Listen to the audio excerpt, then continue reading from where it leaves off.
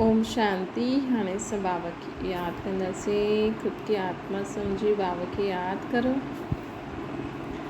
मन में कोई बि ॻाल्हि हुजे बाबा खे ॿुधाए छॾो। आत्मा पंहिंजे बाबा खे सभु मन जी ॻाल्हियूं ॿुधाए थी।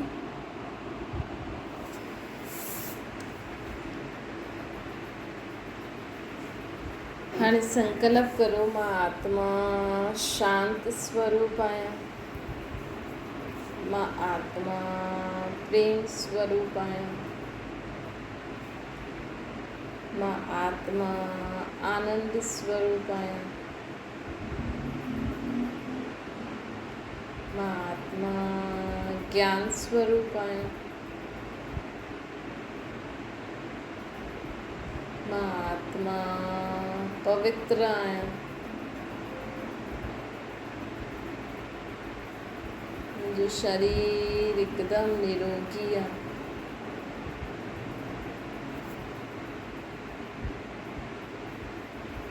मां आत्मा शक्तिशाली आहियां। हर परिस्थिति के पार करे विजय रहण वारी आत्मा।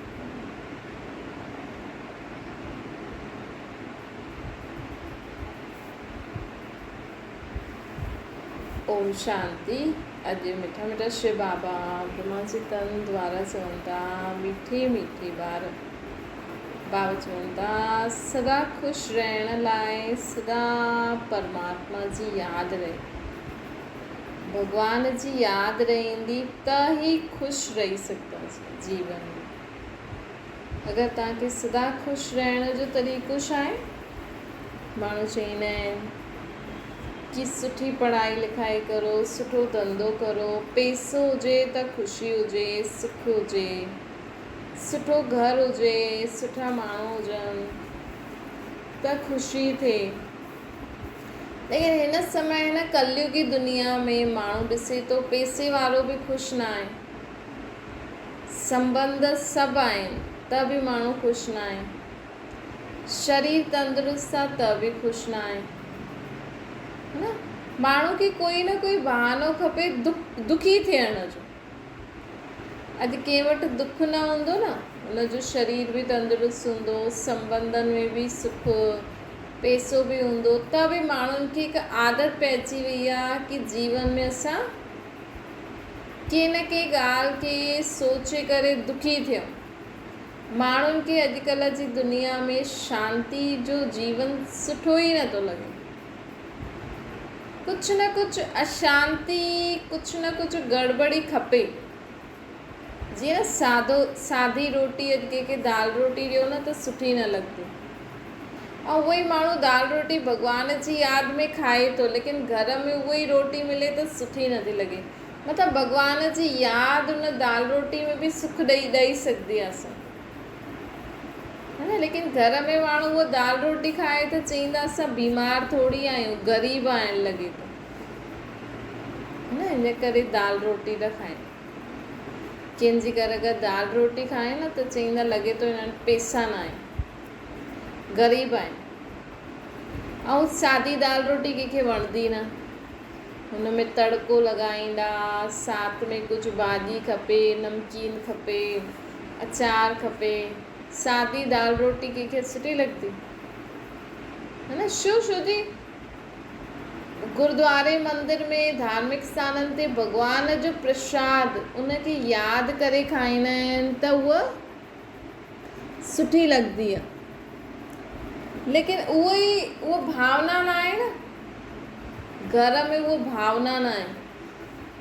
मतिलबु टिकाणे वारा ग़रीब आहिनि, है न, जो दाल रोटी ठाहिनि था न, उहो चाहिनि त उहो बि ठाहे सघंदा आहिनि। अॼुकल्ह पैसो त सभिनि वटि आहे, लेकिन त बि छा थींदो आहे, दाल रोटी खाइण सां हिकु त असांजो शरीर बि तंदुरुस्त रहंदो, ॿियो ठाहिण में बि टाइम न लॻंदो, ॿियो जेतिरो ठाहींदासीं भॻवान जी यादि में, जेतिरो घटि ठाहियूं हुन जी यादि में खायूं त शरीर बि तंदुरुस्त रहंदो।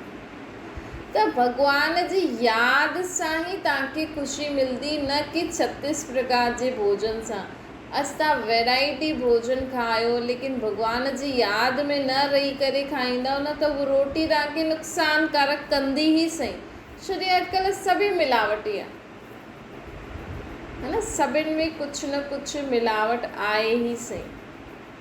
अॼु तव्हां टीवी खोले ॾिसंदव न, तव्हां रोटी खाइणु छॾे छॾंदव। दुनिया में इहा हालत थी वई आहे। छो जी तव्हां टीवी खोले ॾिसो, केलनि में कीड़ा, टमाटनि में कीड़ा, नकली आलू, भाॼियुनि खे माण्हू पकाइनि कीअं था, सुई लॻाए करे, है न। चांवरनि सां किडनी ख़राब थी थिए।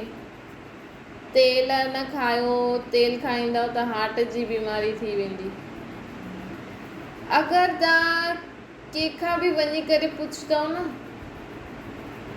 टीवी खोले करे ॾिसो के डॉक्टर खां पुछो, चईंदो इहे न खा, इहे न खा, खटाई सां ईअं थो थिए, ज़्यादा मसालेदार खाइण सां ईअं थींदो, ज़्यादा ईअं माण्हू सोचंदो मां खावां छा।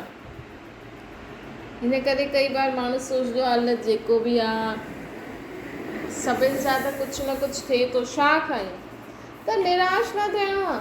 भॻवानु चए थो मुंहिंजी यादि में रही करे तव्हां कुझु बि खाओ।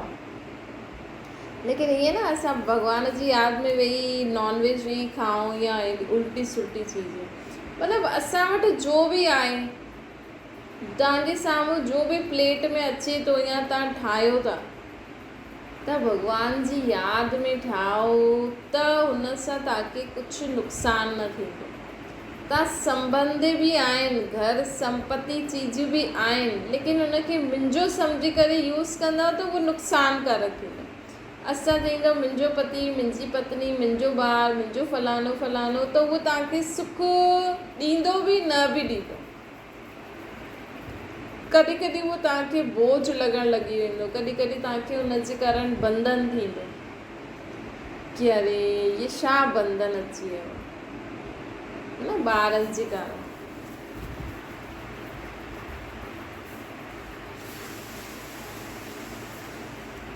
कॾहिं कॾहिं माण्हू ॿारनि जे कारण, अगरि मुंहिंजो ॿारु सम्झंदो त उन मुंहिंजे ॿार सां तव्हांखे कॾहिं कॾहिं बोझ बि थींदो, बंधन बि थींदो। कॾहिं तव्हांखे उन ॿार जे कारण कुझु जीवन में अहिड़ी ॻाल्हि बि फेस करणी पवंदी जो तव्हांखे सुठी न लॻंदी आहे। तव्हां सोचंदो अरे मुंहिंजो ॿारु ईअं थो करे, अरे मूंखे ॿारनि खे उथारिणो आहे, हेॾे मोकिलिणो आहे, अरे मूंखे पति खे ईअं करिणो आहे, हेॾे हुनखे इहो ॾियणो आहे, अरे हिन ससु त ॾाढो तंग कयो अथई, अरे इहे घर जो एॾो कमु करिणो आहे, अरे अञा रोटी ठाहिणी आहे। छो जो असां मुंहिंजो सम्झूं था, मुंहिंजो सम्झण सां छा थींदो आहे, बोझ थींदो। उहो ई अगरि तव्हां ॾिसो, अॼु माण्हू भॻवान जे लाइ कुझु ठाहे थो, कुझु करे थो त ख़ुशी थी थिए न। हाणे कृष्ण जी मूर्ति खे आहे न माण्हू उथाईंदा, सुम्हाईंदा, खाराईंदा, हुन में नथा थकनि, उन्हनि में उन्हनि खे ख़ुशी मिलंदी। करे कॾहिं कॾहिं थकंदा आहिनि, पर कृष्ण जो नाम वठंदा आहिनि न त उन सां ख़ुशी ईंदी आहे। छो जो कृष्ण मतिलबु हिकु सुठी आत्मा, है न। भॻवान खां पोइ कृष्ण ईंदो।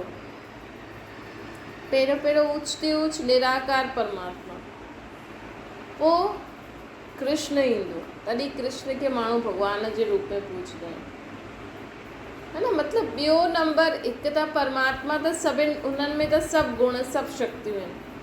ॿिए असां सभु आत्मा ई आहियूं, भॻवान बि हिकु आत्मा ई आहे। ॿिए नंबर जी आत्मा कहिड़ी आहे? भॻवान खां पोइ ॿिए नंबर जी आत्मा आहे श्री कृष्ण जी आत्मा। या त तव्हां भॻवान खे निराकार रूप में यादि करो, या चलो ज़्यादा से ज़्यादा कृष्ण जे रूप में यादि करो, राधे जे रूप में यादि करो। 3 नंबर ते राधे जी आत्मा है न। पहिरियों निराकार परमात्मा, पोइ कृष्ण जी आत्मा, पोइ राधे जी आत्मा, पोइ हुन खां पोइ ॿिया आत्मा ई आहिनि न। जीअं चईंदा न, इहो मुंहिंजो ॾाढो इहो हिकदमि पीउ ते वियो आहे, मतिलबु गुणनि में, संस्कारनि में। त उअं ई कृष्ण जी आत्मा भॻवान जा सभु गुण ख़ुदि में धारण कई। उहो भॻवानु न आहे, कृष्ण जे शरीर जे अंदरि भॻवानु न आहे, हुन जी आत्मा आहे, लेकिन कृष्ण जी आत्मा भॻवान जा सभु गुण, सभु शक्तियूं, सभु ज्ञान ख़ुदि में धारण कई। छो जी भॻवान खे त सृष्टि ते अचिणो ई न आहे पालना करण लाइ, न ईंदो आहे ज्ञान ॾियणु ईंदो आहे। बाक़ी थोरो समय असां ॿारनि खे पालना ॾींदो आहे, ज्ञान जी पालना ॾींदो आहे। लेकिन श्री कृष्ण जी आत्मा पहिरीं हिन सृष्टि ते आत्मा आहे जो पूरा 84 जन्म वरिता अथई, जे सृष्टि जो पालनहार पहिरियों कृष्ण, पहिरियों परमात्मा आहे, पोइ श्री कृष्ण जी आत्मा। लेकिन भॻवानु हिन सृष्टि ते जनम मरण में न अची सघंदो आहे, इन करे हुननि जो पहिरियों रिप्रेज़ेंटेटिव चओ, भॻवान जी जॻह ते वेहण वारो चओ, कृष्ण आहे। हुन खां पोइ नंबरवार आहे, जीअं गुरु नानक देव त हाणे आया आहिनि कलयुग में।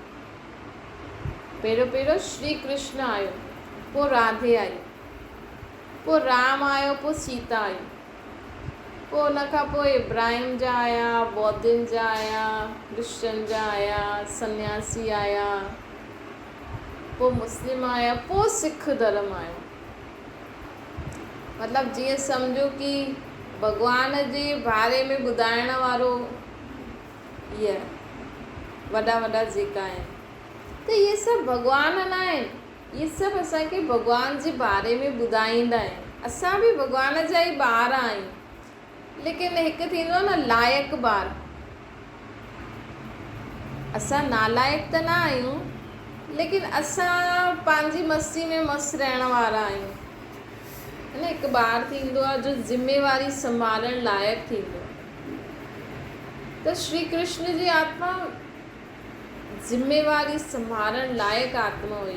भई घर में बि ॾिसो, हिकु ॿारु हूंदो आहे जो ज़िम्मेवारी खणे, हिकु हूंदो आहे मददगार त हूंदो आहे, लेकिन ज़िम्मेवारी न खणी सघंदो, भले उहा सुठो सुभाउ वारो, नेचर वारो, लेकिन ज़िम्मेवारी न खणी सघंदो। कई आत्माउनि में हूंदी आहे विशेषता कि नंढेपन सां ई परिवार जी ज़िम्मेवारी खणी करे अॻियां वधंदा आहिनि, है न, इहा आत्मा में थींदी आहे।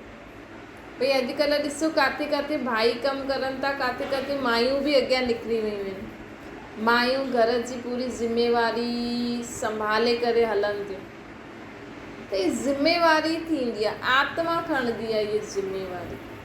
हिन सां शरीर जो कोई मतिलबु न हूंदो आहे कि स्त्री आहे या पुरुष आहे, ये पुरुष आहे त इहे ई खणे, स्त्री त घर जो कमु, घर जी ज़िम्मेवारी खणण बि मामूली ॻाल्हि आहे। जेको घर में कमु करण वारो हूंदो आहे हुनखे 24 घंटे अलर्ट रहणो पवंदो, है न, उहो आराम सां सुम्ही बि न सघंदो, संडे जो बि न सुम्ही सघंदो। ऐं दुकान ते ॿाहिरि कम वारा करण वारा त सोचदा चलो हाणे असां आराम सां सुम्हूं, लेकिन लेडीस आराम सां सुम्ही सघंदी आहे, ॾींहं जो बि न सुम्ही सघंदी आहे, कोई अची वञे त, है न। तंहिंजे करे बाबा असांखे चवनि था कि आत्मा में विशेषता हूंदी आहे ज़िम्मेवारी उठाइण जी। हिन जो मतिलबु हिन अंधश्रद्धा में न रहो कि पुरुष ई कमाए सघंदा आहिनि, असां न अॼुकल्ह छा आहे, दुनिया में थी वियो आहे न, पहिरियों मायूं घर ई संभालंदियूं हुयूं, लेकिन अॼु हिकु ॼणो कमाए त हले नथो घर, छो कि महांगाई ॾाढी थी वई आहे दुनिया में, महांगाई ॾाढी थी वई आहे। ऐं किथे ॾिसो कॾहिं छा थी वेंदो आहे, कॾहिं छा थी वेंदो आहे। अॼु छोरी खे पसंदि न अचे त डिवोर्स वठी करे रहंदी, पोइ हुनखे कमाइणो ई पवंदो, है न। त किथे कोई शरीर छॾे छॾंदो आहे, कॾहिं कोई माउ पीउ जल्दी शरीर थो छॾे त ॿारनि खे कमाइणो ई पवंदो, कॾहिं पत्नी शरीर छॾे छॾंदी त पति खे घर जो कमु करिणो ई पवंदो, कॾहिं पति शरीर छॾे त पत्नी खे बि करिणो ई पवंदो। त हिन करे परमात्मा असांखे चईंदो आहे, ईअं न सोचो कि भाई ॿाहिरां जो ई कमु कंदा, मायूं घर जो ई कंदियूं, न, हर हिकु आत्मा खे सभु कुझु ईंदो हुजे, कॾहिं बि कोई बि सिचुएशन अची सकदी आहे, असां करण लाइ तयारु आहियूं, है न? त ख़ुदि खे असां आत्मा सम्झंदासीं न त असां करे सघंदासीं। अगरि असां ख़ुदि खे स्त्री पुरुष सम्झंदासीं, अॼु अगरि ख़ुदि खे असां माई सम्झंदासीं त असां ॿाहिरां जो कमु करे ई न सघंदा आहियूं। अॼु अगरि ख़ुदि खे असां भाई सम्झंदासीं त असां घर जो कमु न करे सघंदा आहियूं। छो जो दुनिया वारनि ईअं ठातो आहे, भॻवान न ठातो अथई, ये दुनिया वारनि ठातो अथई कि ॿाहिरां जो कमु भाई कंदा, अंदरां जो कमु मायूं कंदी। कमु त कमु आहे न, हिन जो मतिलबु इहे थोरी कि मायूं घर में वेठियूं आहिनि बसि। हिकु ॾींहुं वेही ॾिसो, भले कुझु कमु न आहे लेकिन ध्यानु त ॾियणो पवंदो आहे, रखवाली त करणी पवंदी आहे, रोटी त ठाहिणी पवंदी आहे, ॿारनि खे त संभालणो पवंदो आहे। बसि थोरो ख़ुशी ख़ुशी सां करिणो खपे, है न?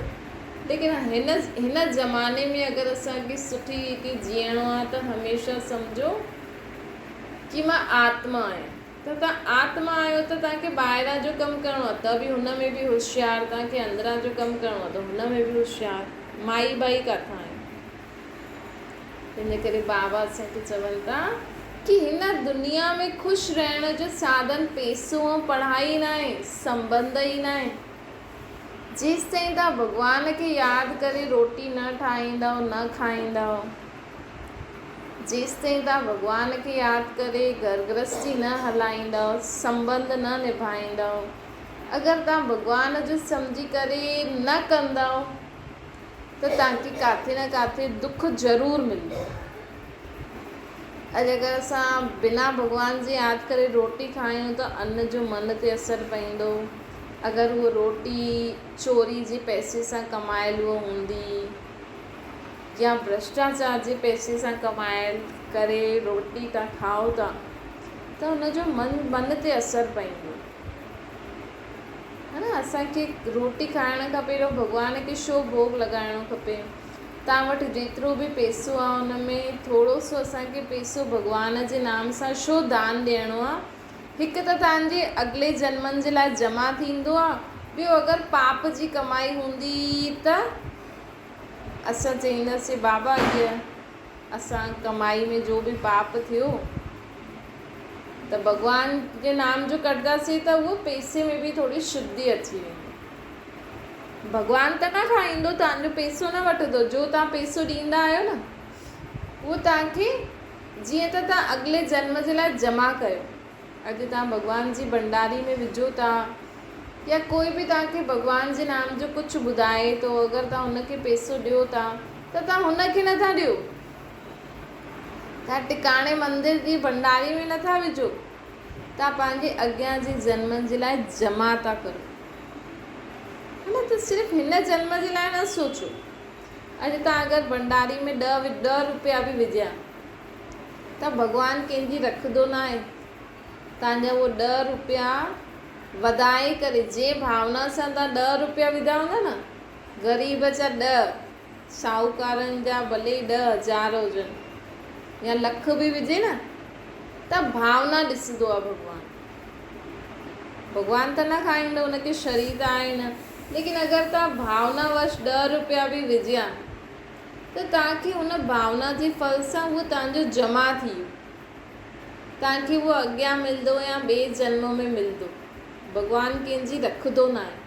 त हीअं न सोचो असां टिकाणे में विझी आयासीं, असां मंदर में विझी आयासीं, असां हुन साईं खे ॾिनो, असां हुन, पर उहो त भॻवान जा कमु था करनि, जो बि करनि था। तव्हांखे कोई माण्हू वेही करे सुखमनी ॿुधाए थो, अॼु घर वारा वेही करे पढ़नि सुखमनी, त चलो उहो तव्हांखे वेही करे ॿुधाए थो, तव्हां सभु संगठन में वियो त तव्हां कम से कम उहो तव्हांखे थोरो बहुत भॻवान जी तरफ़ इच्छा, मतिलबु भॻवान जे लाइ तव्हां कलाक बि वियो त तव्हां हीअं वेह कोई घर में अॼु माण्हू साथ रहंदे हुए बि कोई माण्हू साथ में वेही करे रोटी नथो खाए।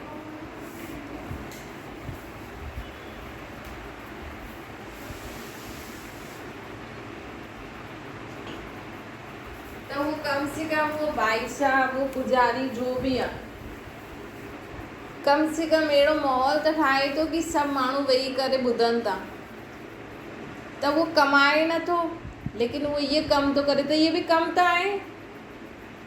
हुन भॻवान जे लाइ पंहिंजो जीवन ॾिनो अथई त हुनखे रोटी खाइण लाइ अगरि तव्हां पैसा बि ॾिना, तव्हां त भॻवान जे नाम जा ॾियो, तव्हां हीअं न ॾियो असां हुन भाई साहब खे ॾिना।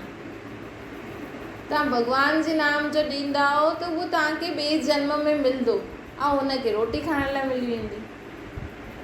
छो जो उहो कमाए या इहो कमु करे, है न। अॼु घर में ॾिसो माण्हू 4-5 ॼणा बि आहिनि, चलो घणा ॼणा बि आहिनि, कॾहिं वेही करे सुखमनी कंदा आहियो साथ में वेही करे, टीवी ॾिसंदा, लेकिन वेही करे घर में सभु मिली करे 5 मिंट 10 मिंट बि साथ में भॻवान खे यादि नथा करे सघनि।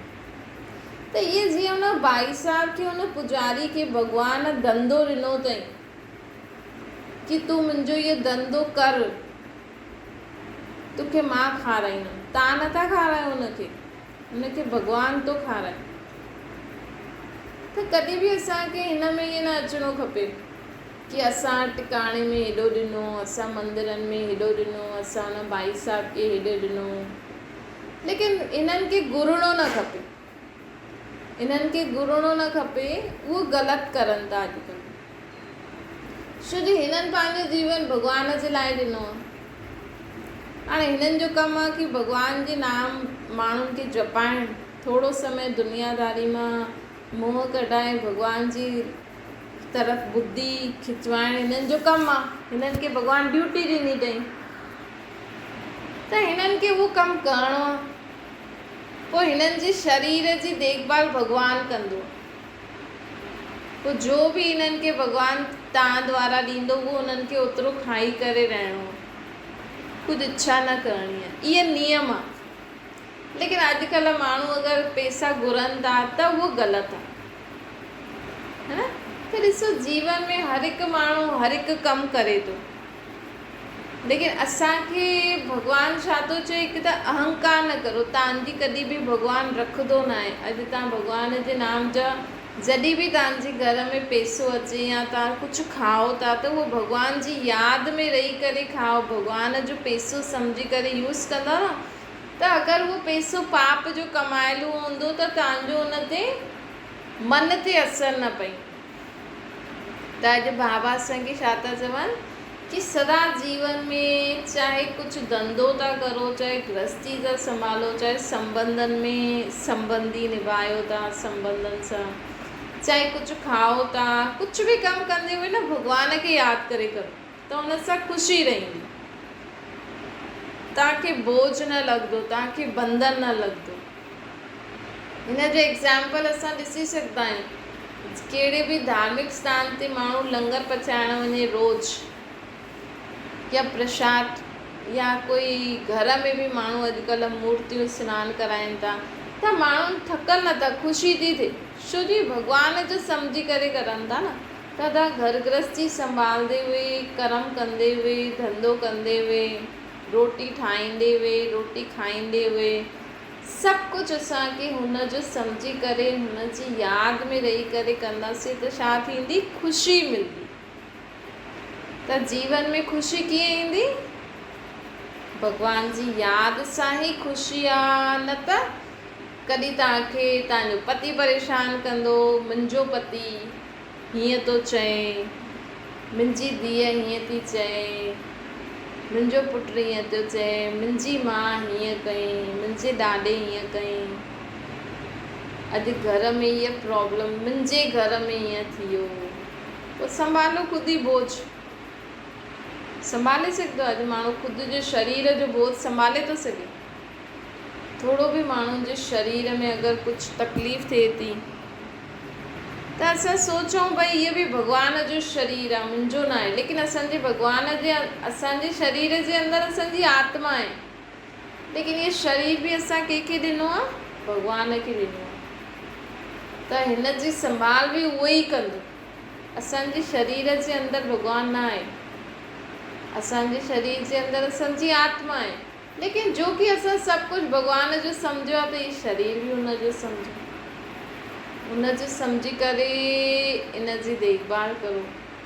ऐं कुझु बि खाईंदे कुझु बि कर्म कंदे हुन जी यादि में रहो त तव्हांजो शरीर बि तंदुरुस्त ऐं कर्म बि सुठी रीति कंदव। अच्छा, मीठी मीठी सिकल ते ॿारनि प्रति माता पिता बाप दादा जो यादि प्यार ऐं गुड मॉर्निंग। रूहानी बाप जी सभिनि रूहानी ॿारनि खे नमस्ते।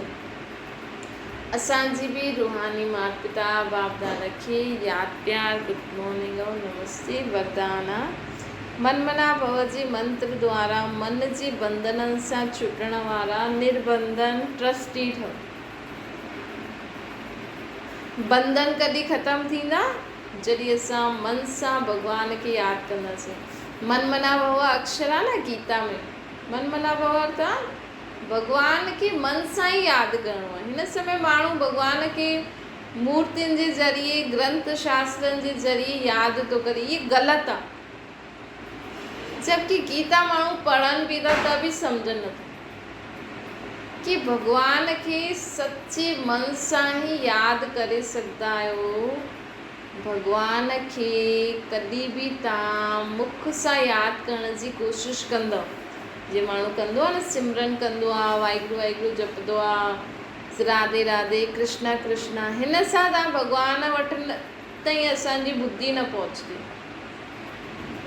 भॻवान खे मन सां यादि करिणो हूंदो आहे। जीअं तव्हांजे मन में वीचार ईंदा आहिनि न, कंहिं माण्हू जा, कंहिं चीजनि जा, कंहिं ॿियूं ॻाल्हियुनि जा, हुन जी जॻह असांखे भॻवान जो वीचार अचे कि असांजो भॻवानु निराकार आहे, निरअहंकारी आहे, परम धाम में रहण वारो, निर्भय आहे। इहो जो माण्हू पोड़ी पढ़े थो न, सिर्फ़ु ईअं ई मुख सां न पढ़ो, अर्थ सम्झो। निराकार परमात्मा, परम धाम में परे ते परे रहण वारो। निराकार अर्थात जंहिंजो शरीर न हुजे, जो सिर्फ़ु आत्मा निराकार, उहो असांजो निराकार पीउ निर्भय आहे। उहो असांजो पिता आहे, परम पिता आहे, परे ते परे रहण वारो पिता आहे। उहो कॾहिं बि कंहिंसां वैर न रखंदो आहे। ये पौड़ी जेकी आहे न, ये परमात्मा जी महिमा आहे। सिर्फ़ु वही पौड़ी पढ़ी छॾी न, अर्थ सम्झो कि निराकार परमात्मा असांजी आत्मा जो पीउ जी इहा विशेषता आहे त मूं में बि इहो हुजणी खपे। मूंखे बि कंहिंसां वैर न रखिणो आहे, मूंखे बि सदा निर्भय रहणो है न। त इहे सभु माण्हू सिर्फ़ु मुख सां पढ़े थो। अगरि जंहिं ॾींहुं तव्हां अर्थ सम्झी पढ़ी छॾियो, तव्हांजो बुद्धि खुली वेंदी। त मन मना भव अर्थात मन सां भॻवान खे यादि करणु, न कि मुख सां, मूर्तियुनि सां, ग्रंथ शास्त्रनि सां। जॾहिं असां मन सां भॻवान खे यादि कंदासीं, तॾहिं असां सभु बोझ, सभु बंधननि सां मुक्त थींदासीं। अर्थात असां जंगलनि में न वञी रहंदासीं। हिन सृष्टि ते कर्म कंदे बि असां सभु बोझनि सां मुक्त थी वेंदासीं। असांजो मन शुद्ध थी वेंदो। स्लोगन आहे, उदासी खे पंहिंजी दासी ठाहे छॾियो, हुनखे चहिरे ते न अचनि ॾियो। कोई बि ॻाल्हि थी वञे, दासी केरु हूंदी आहे? दासी मतिलबु असांजे अॻियां झुकण वारी। त केर बि ॻाल्हि मुंहिंजे मुस्कुराईंदे हुए चहिरे खे उदास न करे, है न। ईअं उहा ॻाल्हि भले पहाड़ जहिड़ी हुजे, लेकिन त बि असां परमात्मा जा ॿार आहियूं। असांजे साम्हूं उहा ॻाल्हि छा आहे? कुझु न आहे, बसि एतिरी सी त ॻाल्हि आहे, है न। कॾहिं कॾहिं कोई ॻाल्हि ईंदी आहे न, माण्हू हाणे ख़ुशि आहे, हाणे अहिड़ी ॻाल्हि अची वई कि सभिनि जो मुंहुं ई उदास थी वियो, मतिलबु उहा ॻाल्हि वॾी थी वई ऐं असां नंढा थी वियासीं, है न। चईंदा आहिनि अरे ॻाल्हि ई अहिड़ी थी वई, मतिलबु उहा ॻाल्हि वॾी थी वई। हीअं त कोई माण्हू खे झुकाइण जी कोशिशि करे त चईंदा अच्छा मूंखे झुकाए थो, है न। अॼुकल्ह पति चाहे पत्नी खे झुकाए करे हले त पत्नी शेरनी थी वेंदी, अच्छा मूंखे तो झुकाए थो, हल मां तोखे रोटी नथी ॾियां, हाणे हल मां वञा थी पंहिंजे घर। है न। त अगरि पति थोरो सिधो साधो हूंदो त डिॼी वेंदो वीचारो, न त चईंदो वञ भले। त ईअं ई ॻाल्हि कहिड़ी बि अचे, लेकिन असांखे सिधा सोचिणो, अरे एतिरी सीधा ॻाल्हि न, हिन में छा आहे, बसि सॉल्व करो, अॻियां हलो, थी त वई ॻाल्हि जो बि थियणी हुई, थी त वई। हाणे हुनखे सोचे करे असां वेही करे रोऊं, उदास थियूं, दुखी थियूं, हिन जो त कोई वो सेंस ई न आहे। जेको थियणो हो त थी वियो, ऐं असां वेही हिते रोऊं। हाणे आत्मा शरीर छॾे हली वई त हली वई त हली वई, हाणे असां वेही रोऊं। या त पहिरियों शरीर जी संभाल करो, या पहिरियों पाप न करो, त पाप कंदव त कंहिंजी अगरि दर्दनाक आत्मा शरीर छॾे छॾियईं बुरी बीमारी सां या कंहिंसां, या समय खां पहिरियों शरीर छॾे छॾियईं, त हिसाब किताब आहे न। हाणे असां छा करे सघंदा आहियूं? सम्झो कोई तव्हां वटि, कोई तव्हांजो ॿारु आहे, या कोई बि कंहिंजे घर ॿारु ठही अचे थो, या जो बि आहे, है न। हाणे हुन ॿारु जो बि आत्मा असांजे घर आई आहे, कहिड़े बि रूप में आई आहे, चाहे धीअ जे रूप में, चाहे पुट जे रूप में, चाहे कंहिंजे बि रूप में, त हाणे हुनजे पिछले जन्मनि जा कर्म बि त खणी आई आहे न। असां त चऊं था मुंहिंजो ॿारु, लेकिन साथ साथ हुनजे पिछले जन्मनि जा कर्म बि आया आहिनि तव्हां सां। हाणे सुठा ऐं बुरा ॿई आया आहिनि। असां त चऊं था असांजी नुंहुं सुठी हुजे, लेकिन नुंहुं जा पिछले जन्मनि जा कर्म अहिड़ा आहिनि त हिन जन्म में तव्हां केतिरी बि सुठी नुंहुं वठो, केतिरा बि चईंदा आहिनि, अरे शादी खां पहिरीं एॾी सुठी हुई, तॾहिं त असां हा कईसीं, हाणे त असां ॾिसूं था त बसि कम ई अहिड़ा थी करे। त नुंहुं सिर्फ़ु शिकिल न ॾिसो, हुनजी आत्मा ॿियो पंहिंजे पाण सां गॾु कहिड़ा सुठा बुरा कर्म करे करे तव्हां वटि आई आहे, उहो बि भोगणा पवंदा, है न। अॼु माण्हू पुट थिए थो त ख़ुशि था थियनि, धीअ में बि ख़ुशि थींदा आहिनि, लेकिन उहो जो आत्मा आई आहे, उहो सुठा बुरा कर्म बि खणी आई आहे। तॾहिं त थोरो बि ॿारु वॾो थींदो त सुठो न लॻंदो आहे, ठीकु आहे, मूंखे पहिरियों सुठो लॻंदो, हाणे त मां ॾाढी परेशान थी वई आहियां। छो जी आत्मा पाण सां गॾु बुरा सुठा कर्म बि खणी ईंदी आहे, त हुन जे बुरे कर्मनि खे असांखे ख़तमु करण लाइ हुनखे भॻवान जो ॿारु सम्झो, ख़ुदि जो न सम्झो। अगरि ख़ुदि जो सम्झंदव त परेशान थी वेंदो, उदास थी वेंदो। पहिरियों खां ई ज्ञानी ठहो, भगत न ठहो। भगत छा थींदो आहे? हा सत सत सत, हा हा कंदो रहंदो। ज्ञानी मतिलबु समझदार। अॼु पुट सुठो आहे, अॼु बुरा कर्म करे थो त ख़राबु न, मतिलबु हुनजी आत्मा में वो बुराई आहे। जॾहिं मूंखे उनजी विशेषताउनि सां ख़ुशी थी मिले त मां माउ पीउ ठही करे उन्हनि जी बुराइनि खे ख़तमु करण जे लाइ उनजी पीउ परमात्मा खे चवां न कि तव्हांजे हिन ॿार में हीअ बीमारी आहे, हिनखे हिन बीमारी सां दूरि करो।